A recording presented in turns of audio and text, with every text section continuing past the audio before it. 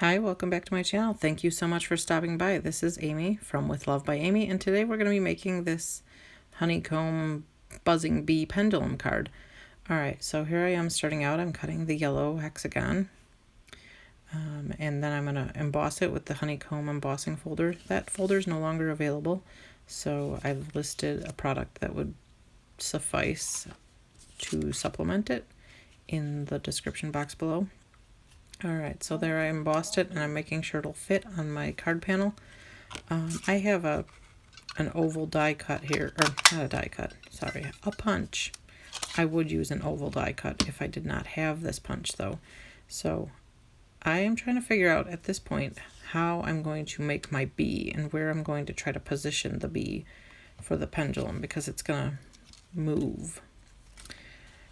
And I cut the black one, and then here we go, I'm cutting a yellow one because we're gonna figure out how to make ourselves a bee.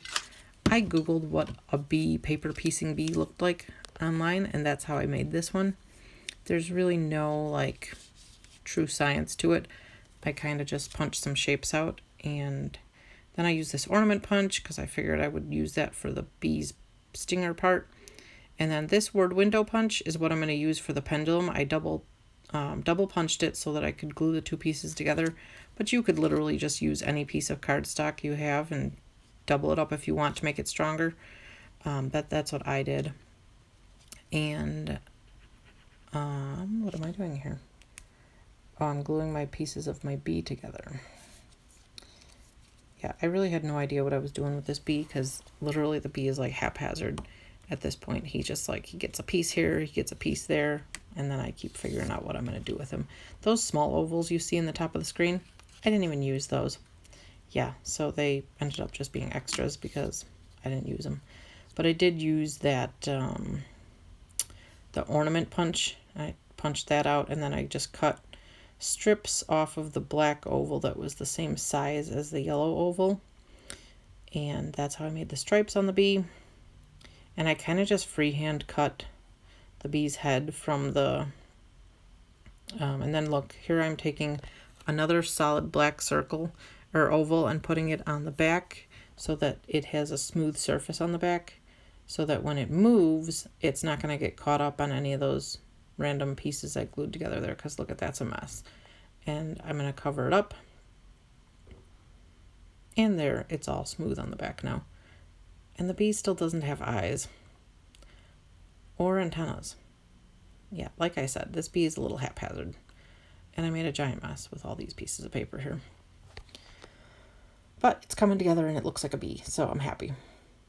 Alright, so I glued a second piece of cardstock to the back of that hexagon.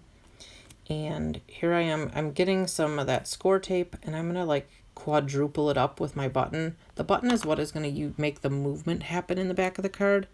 So I'm going to put like a big giant, and I shouldn't say big giant, but just like enough of that score tape onto that button so that it will stay put on that little white strip of paper that I made. And here we go, I'm sticking it on there. One of the things that I made a boo-boo on, but I think I didn't capture it on video, was when I put that pendulum piece behind my hexagon, I actually stuck the square to the wrong side. So, or the adhesive. And here I am punching out with a circle hole punch my adhesive circle. So that's what's going to like help it pivot, is that circle of adhesive that you see up there on the top right. I cut it out with a regular hole punch. Here I'm doubling up foam tape because the button is thicker than a single piece of foam. So I just doubled up a long strip of foam tape, and I'm just cutting it into sections so it will fit on the sides of the card. I could have done this prettier, I realized in hindsight, but it is what it is. So here I am sticking the pendulum in there to make sure that I'm not interfering with it when I put the tape in there on the back of the hexagon. And yeah, like I was saying, when you put the adhesive dot on the pendulum, you want to make sure that the button is facing away from the back like it is in the picture there. Accidentally, the first time I put it together, I stuck it on the same side as the button, and that would not have moved very, very smoothly. So I had to rip off my dot, and then I taped the pendulum in place so that it would kind of just, be a placeholder as to where I needed to not put tape so that we could still move the pendulum, because you want the pendulum to have lots of free movement so that it can make your bee wobble. And there I stuck the adhesive dot on it, and here we go. We're about to stick the bee on. But wait a minute. The bee doesn't have its antennas yet. So maybe the bee's not getting stuck down yet, because I realized it doesn't have antennas or eyes yet. Got to work on that. So here I'm attaching some antennas, and then I'm going to draw on some eyes because the bee has to have some eyes. I did stick the bee's antennas like between some layers so it wouldn't interfere with the movement. And here we go, drawing on some little white eyes. I had to test my white pen to make sure it was going to work nicely so I didn't ruin my bee, because after all that work of figuring out how to build the bee, I didn't want to ruin it with terrible eyeballs. All right. So there we go. I'm going to stick the pendulum in place and tape it in place so it doesn't move too much while I'm trying to get the bee attached to the front of it. I did put a little liquid adhesive on that adhesive dot so that I would have a little wiggle room if I didn't like where the bee was sitting at first, and just to also make sure that it was like super duper stuck in place, because once the bee's on there, you want to make sure it stays, because it's going to move.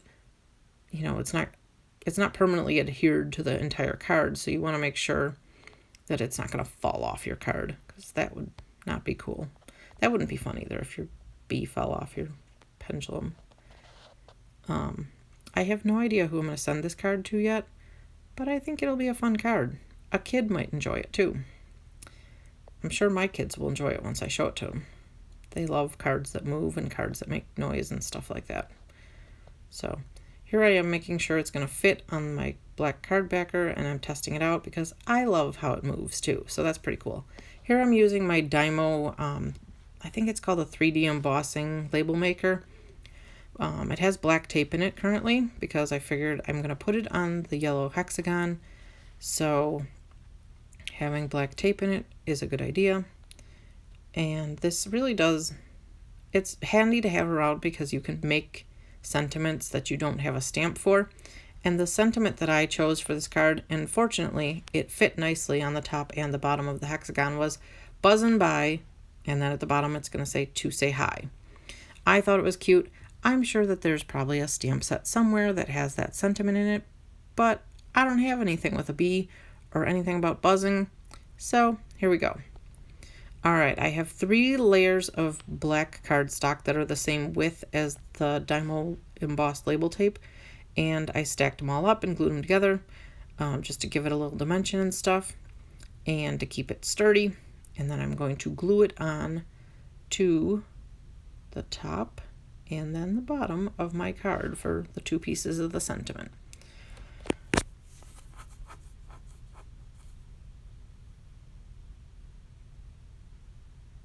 With all that foam tape on the back of it, it's a little hard to get the magnets to stay put. They want to just fall off.